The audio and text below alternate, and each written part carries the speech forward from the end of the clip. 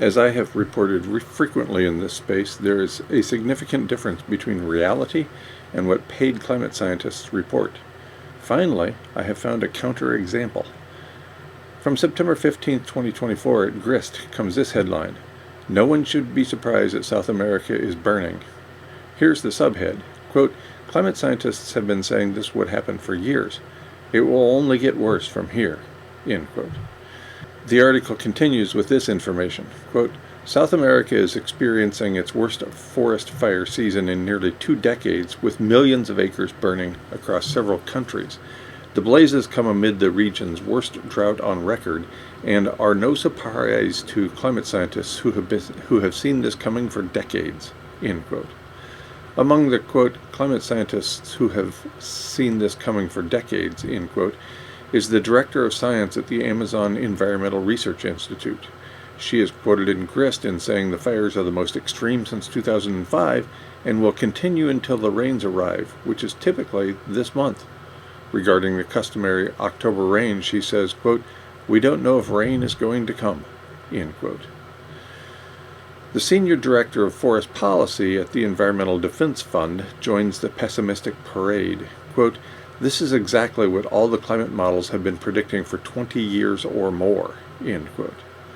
A tropical forest ecologist at Lancaster University in England expressed concern about the lack of action to date and accepting 2024 as a typical year rather than an exceptional one.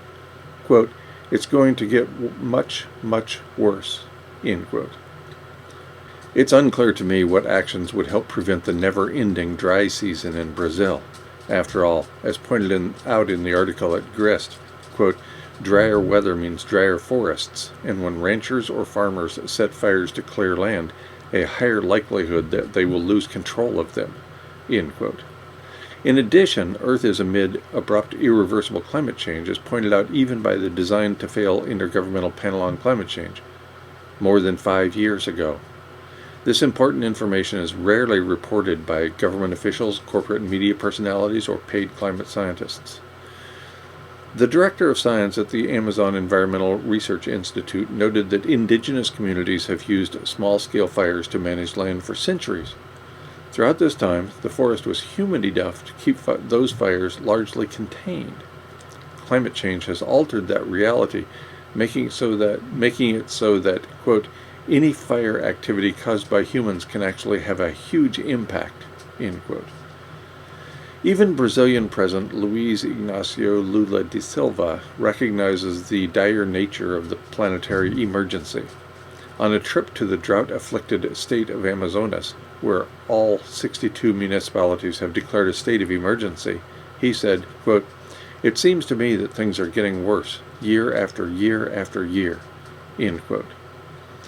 More than 340,000 people have been affected by the ongoing drought and fires in Brazil.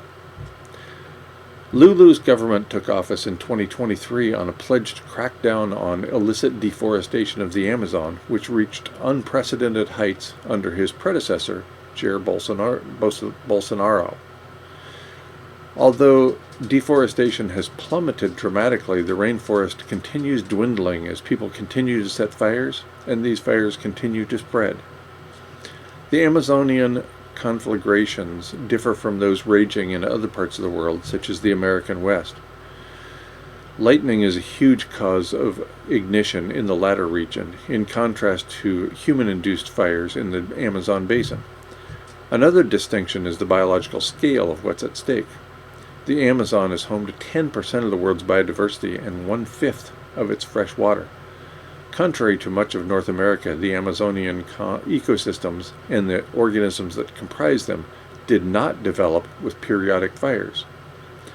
As pointed out by a political scientist who focuses on climate change at Bolivia's nonprofit organization Fundación Solón, quote, "They've never burned, they've never coexisted with the fire. This is terribly tragic for the ecosystem and the world," end quote. This is not an overstatement. Introduction of any new phenomena into an ecosystem is potentially disastrous. Examples can be found throughout the world, and they include non-indigenous species, fires, and any alteration in the climate systems. Humans have a long history of introducing non-indigenous species, altering fire regimes, and altering the climate system. The latter has been done purposely and accidentally in many places on Earth. We have collectively conducted these activities locally, regionally, and globally.